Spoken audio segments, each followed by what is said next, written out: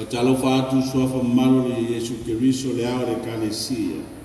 Il paia o le tato nu, ma le tato le kalesia e suolo suma tamau ngā wenga, ma le fatua e maisu na foiana. Inane il paia o tato le kalesia le au fai ngā wenga, yonga i Iakopo, ke inane foi le lau tele o tato le kalesia yona maveses. Ma lol so i fomnui. A mese foi le tato nu, yona tulanga whalupe, ta alofa lau. Mori wale ngan whaftai, te maa ngā luenga mo le avanoa, ia mwhai na maua e whasoa atu ai, e upoleli, mo i tātou umu le ni tai au. Ni tātou tofu maua, whamnianga le tātou tua, o mona Esau nia mo e maa mo i tātou umu. O le lau le soafu mamalu le tua, tō taspai. Amen. E le fai ngō fie le au tū, o le nei aso, ma le nei vai aso. E ui aina, fai ngatā le au tū, o le nei vai aso, ma le nei aso. Ia e, tusa e man whasina manga, tusa fai tau aso. Ia e tau mwhai pēa. O le asa te au, tā ua, mai le awhionga le atua mo oi māu i tātou. Pilfili ai le fai upu e luas fulu ma le wha, ma le luas fulu ma le ono, ma tusi sa tātou fai tauina.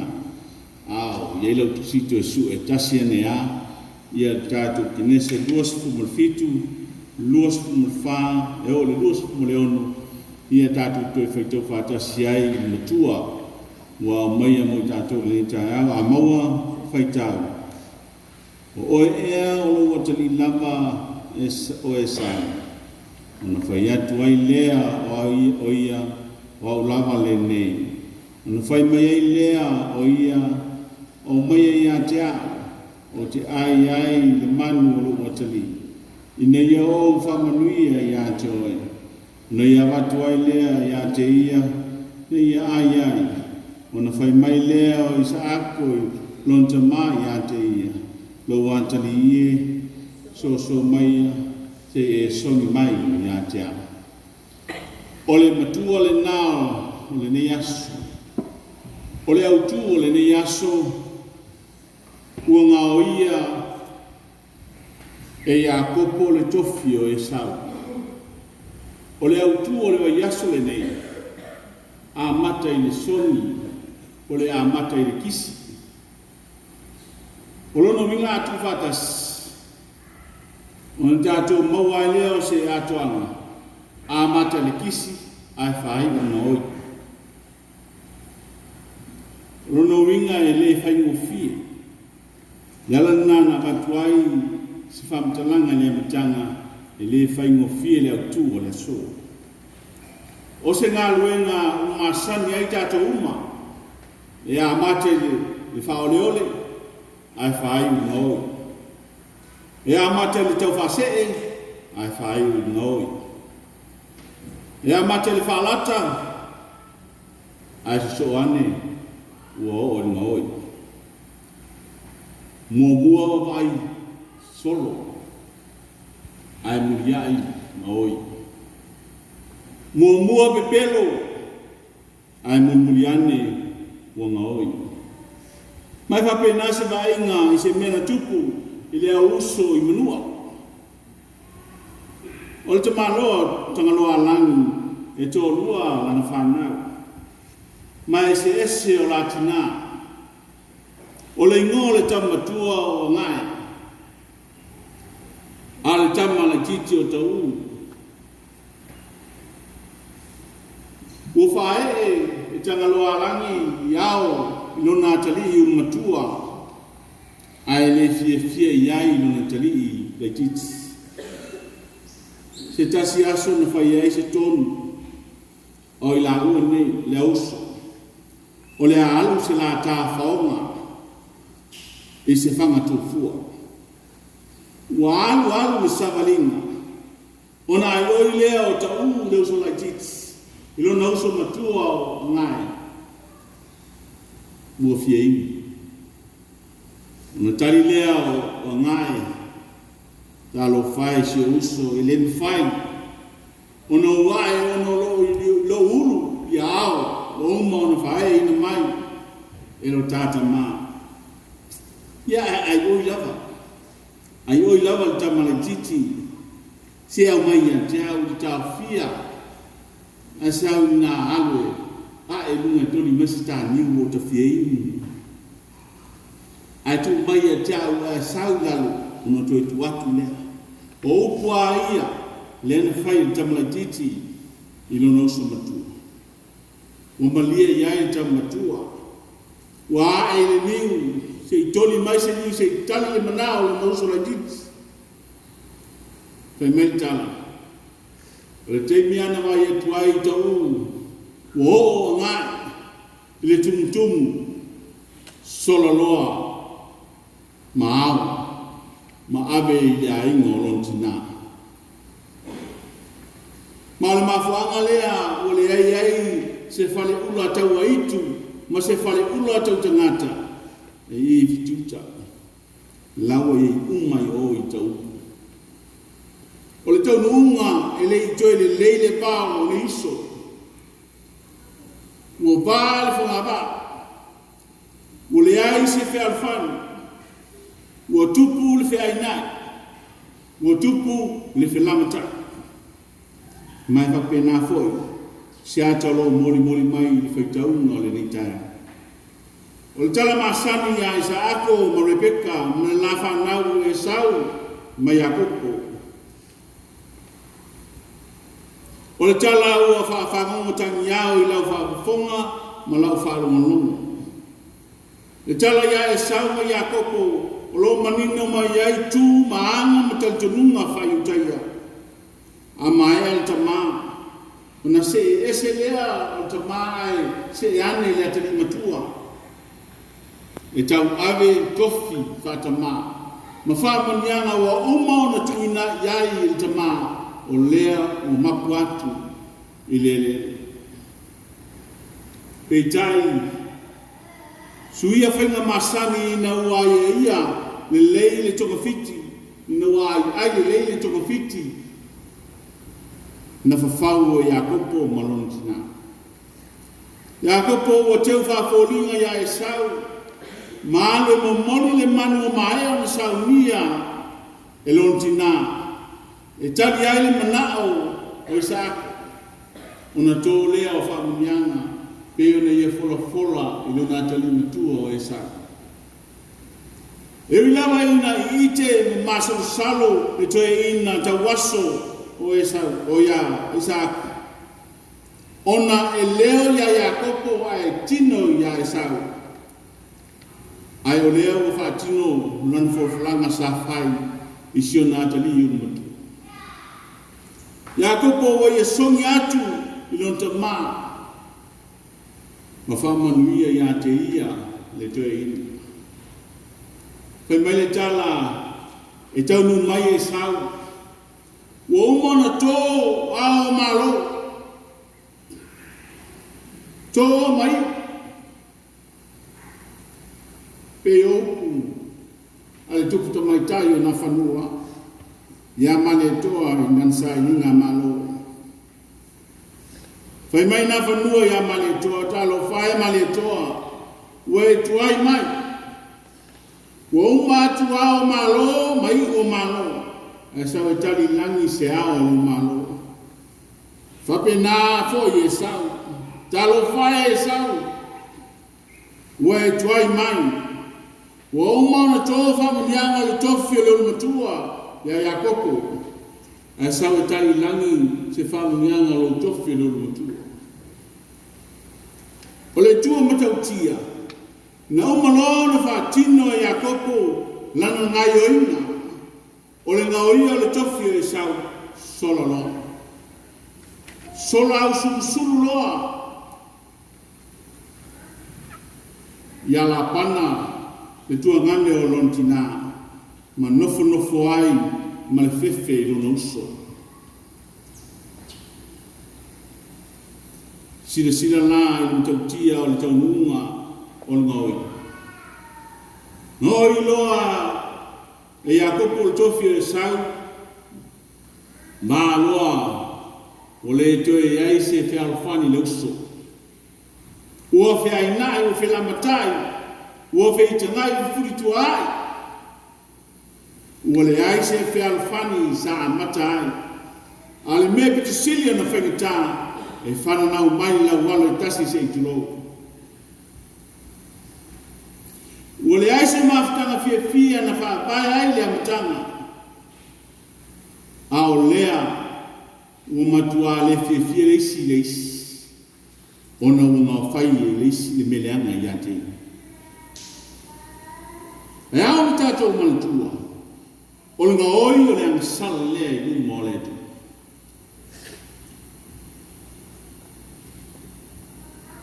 A wā amatua le angasala o le ngaoi. Maisi angasala. Ona whanau mai lea o le oks. O le tūla whanu wha auro a le atua. Tātou e kalesia e mesilea masa. Lea whanu tūla whanu e bata. Se whaipatas ia.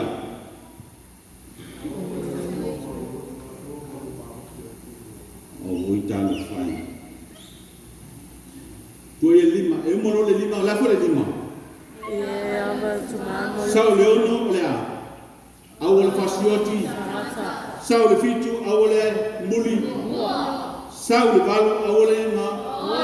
Sao le iwa au le moli mau. Sao le sfulu au le manau i mea le tua. Mai tau le lima muli na. O le lima muli ana e sini tau tia. A le tula fona le valu au le ngau. So stei mea te alu ai. Talo le valu au le ngau. Elena o tupe mau le o te ngau i te le au o walo le au le te ngau wa fa o le wa le au te si tu la fono an le au ale la pia le lot a o te mo lot le iva ai lo le ngau la ma te lo su popo io o mena ko le fa peta si se me te ngau ye so dai e o la so se me te fai Tātou te mako whau roto ai. Mana tua whoi o le ngaoi e yuta o tupe si liva e tosu fulu. O le ale inga. Le ale inga na moa ia yuta i no ngaoi tupe si liva e tosu fulu. I toi pule ai e rona. Hola. Wao tupe i nga alwhala tai ai. Yesu. Ngā ai ni tautia. O le tau nuunga le nā ngaoi. O le ngaoia foi anania ma sa whaira o tupe al whanua on whatau. Ai pepelo i le au auna le tua le alimentu. Ioi. Ke sili atoe au auna i te maloa mai. I pau ana o te e ina. Te o duatu matawhine ke sili ele au auna le tua. Nā pau lea i pau na ala e ngaistu o te e ina. O te le aso e tasi. Le ulu ngari i pelo i le ngaoi. Tupe al whanua am whatau. Ai laki dali ngaoi au, rasela. A wal ngaoi mua le tono tispaia. Rasela foi to doa. Oi? O re peka to doa sa ako, a rasela to doa. O ya kopo. Mantua foi e tua o tupua lonta malen fai mauna tua. Ka o karori. Ya lena sula mai male mono na fine no fole ye mana nai no mole no fo no fo no kamela fiu no te mai sui te moa ale tala a lon to lo na fai la pana sui a moa wai tanga te moa ka o ya te ele le ot le vai la ni tautia le menna yo ele kalesia le taya e ia na whaelo atu le whaingo fia le mtau. Ai ao na o pēr le ni mtau, mai le whianga le tua mo oe mao o tātou e tā oswai le tātou whainga malanga le ni tausana. O le ngā oio Iakopo le tofi, na matua male pelepe i lava le maftanga le nai. O le ngā oio foi a ta tofi o lona lo usu matua ngai, na mawai i lava matu sofa. Le mafta e fa pena foi Lenga oi, ayuta, anania masa whaira, whapea whaira sel, o le taunu unga lava o le oti.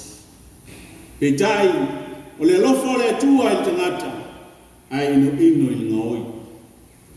O le whamalose Paulo le kalesia e konito, o le ngaoi, e le whai mo ina tau le malo le atua. Ie no foi ma fofa. A fialu malo le atua le ola whapau, o le ngau. Ai a whapeti mana wao e te le fio, e te ali whafanonga, tuanga ngau. E se al simple. E whapea foi, le tua lalo, le tala le mo oe maau, i le neita ya. Fai mai, le tua lalo, Paulo luna tali, whatu atua, o Timoteo. Ai ngoi, au le tua ngoi. Ai e wha malosi, i ngā luenga au limu. E se tau. Lono inga eo ia Timoteo le tali whalenga, ngoi fo. E le ai hasi sio tātou i le ngoi, e ngā oi ma. O mantua i lola i lea le, tala le whaifia au whai aonga, i taimi un matu o i whaile sa minga i whalpupui. Alu alu awa launga le sungan whai aonga o laftanga, pale lua laftanga. Alu alu awa launga a pea ki loa i pamta. Ia, ngoi oi, ngoi oi, ngoi oi, ngoi ia. Ale se senga, o tau ale mua, mi oi. Pei tai. Au mai e Jesus fati te sili mo e mo ma mo tato o tato te ngau ai tato famalos tato te ngau mo e tato e se alo fi te ai mai se sele I fuo o ravali e sua mali arno ia e fai ko pia e la calcala ko ale e fai asina e fai ma mafalo be ngai la ai ole tele me to sta ngata ngau ya e fata se pelo e fata se lava mole na isi ma wa ti le ai sa tala ko lele fa fale se pelo le se pelo fa fale se ngoi wa ti le ai ma fi ai fa maljus ama tu ara tamanga pa na mole tama lo te ya to nama tato kalesia tofi ni tina o tato kalesia peo Rebecca di fifa also tamititi nan tamale ngo tofi tarsi ya elemo ya auto tun tina o mata to ya fiel vai ngale alfa malos au ai tofia ni sio tato fi fai fa mai le ngo ia bia no fa ya fa mai fa fa ya ngole no fa tuan ngoi fu ya a pawan me ya oni mo tato ni me vuri no el to malo no natali watu ro to malo tu oi fa nu ore sai me tala to malo no natali san vai tai pai tu vai sa vai si vai pe sa sis ala alu ngoi mai popo ngoi mai a fai fa nu la ngana la ati stoi na famiglia tala no natali te lei uta lei tai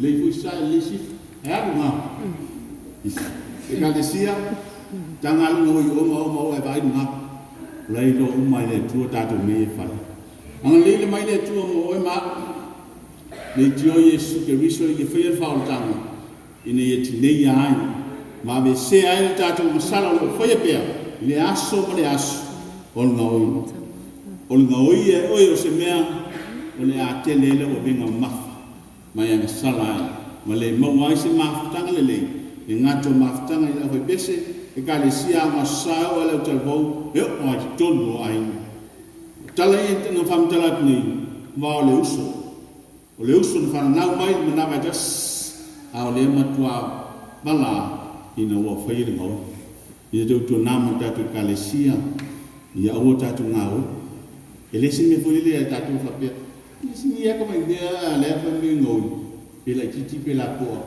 orunga o ngoi ya amen tatu pese usana